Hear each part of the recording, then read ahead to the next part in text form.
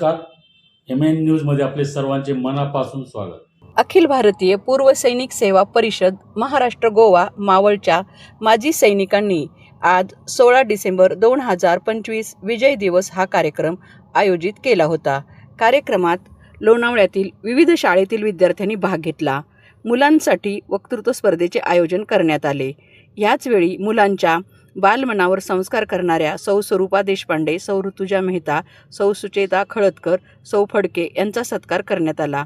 71च्या युद्धात भाग घेतलेले DK हस्ती, मल्लखांब प्रशिक्षक विकास गायकवाड, पर्यावरण अभ्यासक शिवाजी गाडे, मुलांना सूर्यनमस्कार व इतर संस्कार करणारे विश्वनाथ पुट्टोल तसेच अनुकरणीय व्यक्तिमत्व श्रीमती शीला जोशी यांचा सन्मान करण्यात आला. कार्यक्रमाचे प्रमुख पाहुणे वक्ते कर्नल नरेश गोयल यांनी 71चे युद्ध आणि परमवीर चक्र विजेत्यांची जोशपूर्ण माहिती सांगितली. सेनेत असणाऱ्या नोकरीतील संधी यावर मार्गदर्शन केले. कार्यक्रमाचे सूत्रसंचालन महेश थत्ते यांनी केले. हा कार्यक्रम आयोजित करण्यात माजी सैनिक सोमनाथ म्हात्रे, BV कडू, माहेश्वर भिंगे, बाळ पवार, प्रकाश गाडे, श्री ढाकरे, श्री जमवाल, श्रीमती हेमलता शर्मा, श्रीमती आरती वार्ष्णे, श्रीमती नमिता पासी यांचे विशेष सहकार्य लाभले. वक्तृत्व स्पर्धेचे गुणपरीक्षण श्री पंकज जयस्वाल आणि श्री विपिन मोघे यांनी केले. तो एक सरदार जी बैठे हुए यहाँ पे हमारे पीछे एक बड़ा अच्छा फोटो लगा हुआ है. ये फ्लाइंग अफसर निर्मल सिंह शेखो हैं. आप इनके बारे में गूगल करके जान सकते हैं. 1971 के वॉर में ये पाकिस्तान से लड़ते हुए वीर गति को प्राप्त हुए. लेकिन इन्होंने ऐसा क्या कारनामा किया कि इनको हमारे देश का परम वैभवशाली सर्वोच्च सम्मान हाईएस्ट ऑनर परमवीर चक्र, सर जो सबसे ज्यादा ब्रेव हो. Yes, very nice. तालियां इस बच्ची के लिए. परमवीर मतलब उससे कोई भी बड़ा बहादुर नहीं है. परमवीर, उससे कोई ज्यादा बहादुर नहीं है. तो इस ऑफिसर ने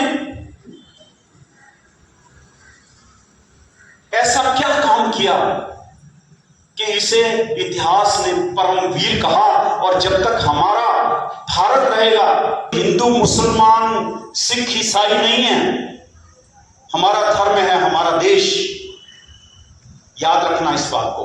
आपको इतनी अच्छी हिस्ट्री बता रहे हैं बेटा. सब इसको मेरी तरफ से एक चॉकलेट देना please. Don't diverse the issue. ये जो अपने शेखू साहब हैं, निर्मल सिंह शेखू, ये जब जहाज उड़ा रहे थे अपना, तो इनके जहाज को दो पाकिस्तानी जहाजों ने लाहौर के पास घेर लिया, पाकिस्तानी टेरिटरी में. और इनके पास बचने का कोई चांस ही नहीं था. ये इजेक्ट होके सरेंडर कर सकते थे, जैसे ये श्रीमान जी ने किया सरेंडर 93,000 फौज के साथ. General A.A.K. नियाजी, अमीर अब्दुल खान नियाजी 93,000 फौज के साथ सरेंडर किया हमारे सामने. ये हमारे सामने ये सरदार जी सरेंडर कर सकता था इजेक्ट होके, बट इन्होंने सरेंडर नहीं किया फ्रेंड्स. और अपने जहाज को सीधा ले जाके लाहौर की एक बड़ी हिस्टोरिक इमारत के अंदर घुसा दिया, जिसमें उस टाइम में फौज की कुछ कॉन्फ्रेंसेस चल रही थी, जिससे पाकिस्तानी फौज को बहुत नुकसान हुआ. तो इसलिए इनकी तस्वीर यहां पे लगी हुई है.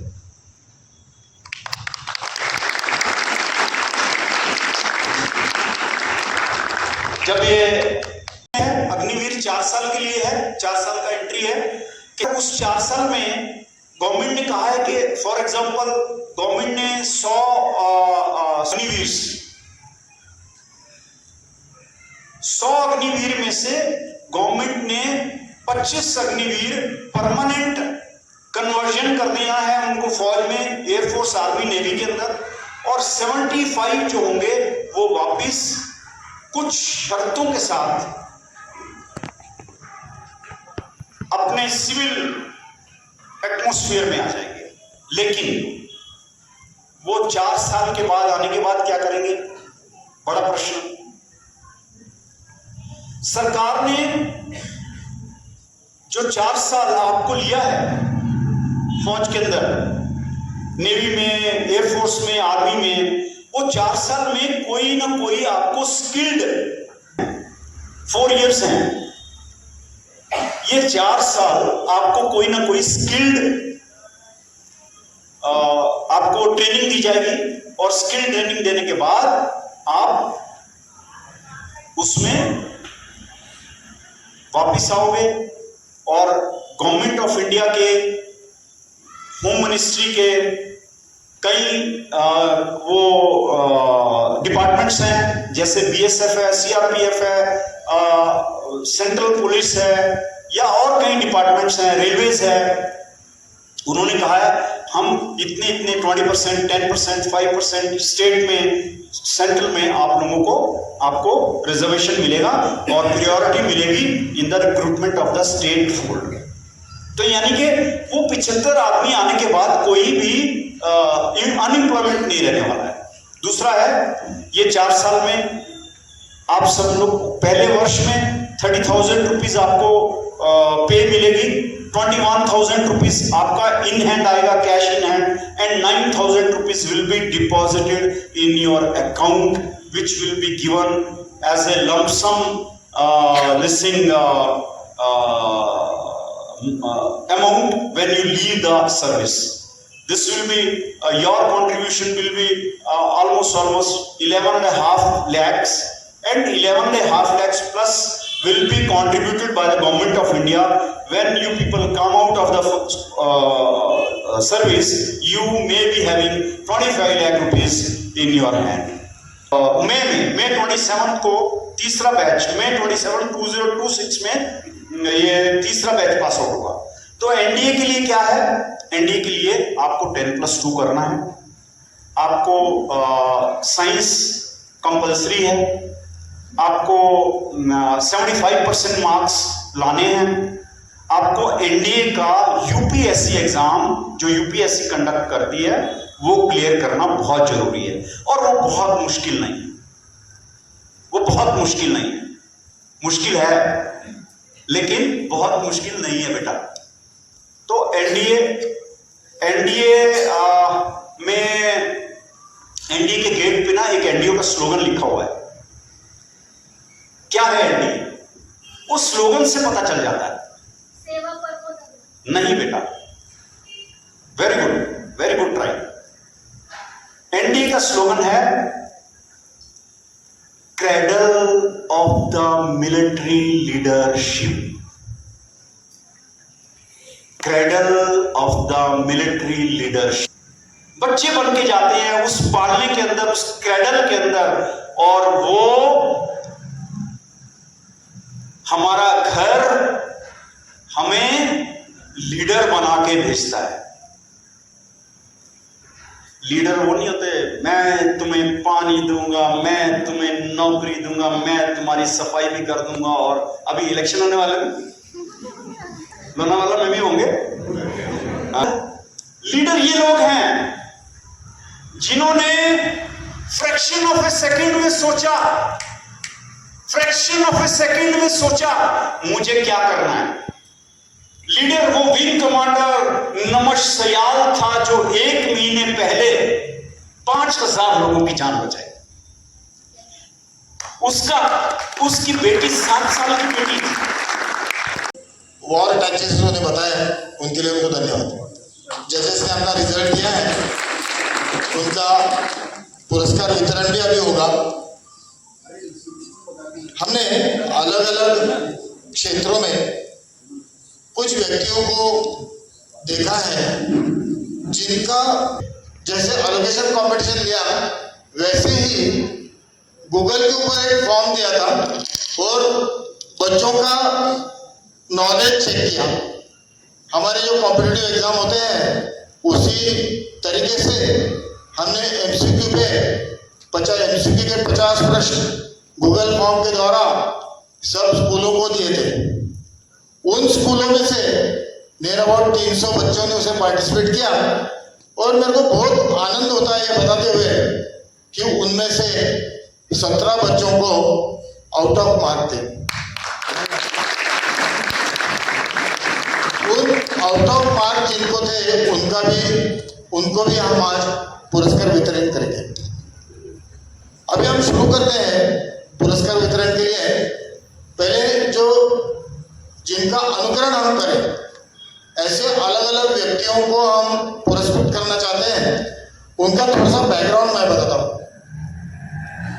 एक हमारे विकास गायकवाड़ जी है जो लुप्त होती हुई मलकाम की कला और मुग्दल, जो बहुत लोगों ने कम लोगों ने सुना होगा मुग्दल के बारे में, जो व्यायाम का प्रकार है उसमें वो बच्चों को शिक्षित करते हैं। ये बताना मैं जरूरी समझता हूँ कि हमारे जो भारतीय व्यायाम प्रकार है उन प्रकारों में कोई लागत नहीं लगती है और उनसे जो हमारी शरीर यष्टि बनती है वो 4 दिन की नहीं होती है, वो बरसों सालों साल वैसी रहती है। उसके बारे में उनको हम पुरस्कृत कर रहे हैं क्योंकि वो इस परंपरा को कायम रख रहे हैं। दूसरे हमारे हैं विश्वनाथ पुटोल जी जो बच्चों के लिए हमेशा प्रेरित रहते हैं। बच्चों के लिए कुछ करें, उनको सूर्य नमस्कार का दीक्षा देते हैं, अलग अलग क्षेत्रों में उनको सिखाते हैं, हमेशा बच्चों के प्रति सजग रहते हैं। एक हमारे शिवाजी गाड़े साहब हैं जिनको पर्यावरण का बहुत ही चाह है। अलग अलग पंछियों के बारे में जानना, अलग अलग पेड़ों के बारे में जानना, बच्चों को उसमें शिक्षित करना, ये उनका काम हमें बहुत अच्छा लगा। इसलिए हम अपने माजी सैनिक संगठन अखिल भारतीय भूतपूर्व सैनिक परिषद की तरफ से उनका भी सत्कार करने वाले। हमारे लोनावाला में एक संस्कार वर्ग चलता है। हमारे आज के बालक जो है वो कल का भविष्य है। जो वक्तृत्व स्पर्धा हो रही थी तब एक लड़की ने बोला वर्तमान भी हम है, भविष्य भी हम है। मेरे को बहुत अच्छा लगा। मतलब उसी में आपको सारी चीज़ें पता चलेगी। अभी ये जो फोटो लगे हैं सर यहाँ खड़े बाकी लोग हैं, इनके बारे में सिर्फ मैं यही बोल सकता हूँ, न स्पर्शतवं शीत चरणयुगे सूर्यम सौम्य विगति भवति निरुपम स्तेन वालों की। जो ये लोग हैं इनके बारे में मैं बोल नहीं सकता हूँ। हा वारसा सर्वप्रथम म्हणजे मला जेव्हा आठवत आहे, मी लहान होतो अगदी 3री-4थी मध्ये, तर त्यावेळेस आपटे काका चालवायचे. त्याच्यानंतर आपटे काका आणि पवार काका हे दोघांनी चालवायला घेतले. हे भांगवडीला राहायचे. त्याच्यानंतर आटले काकांनी हा उपक्रम खूप दिवस चालवला. त्याच्यानंतर आत्ताही आटले काकांचे मोठे चिरंजीव जे आहेत आशुतोष आटले हे चालवतात. आणि मला तुम्हाला सर्वांना आवडीने सांगायला वाटतं की खंडेलवाल हा मुलगा, 1 मिनिट उभा राहा, हा रेग्युलरली येतो बरं का सूर्यनमस्कारला. त्यासाठी एका जोरदार आणि खूप सुंदर चालतात. मला असं वाटतं की हा जो पुढे वारसा आता चालणार आहे हा ही मुलं पुढे नेणार. आणि मी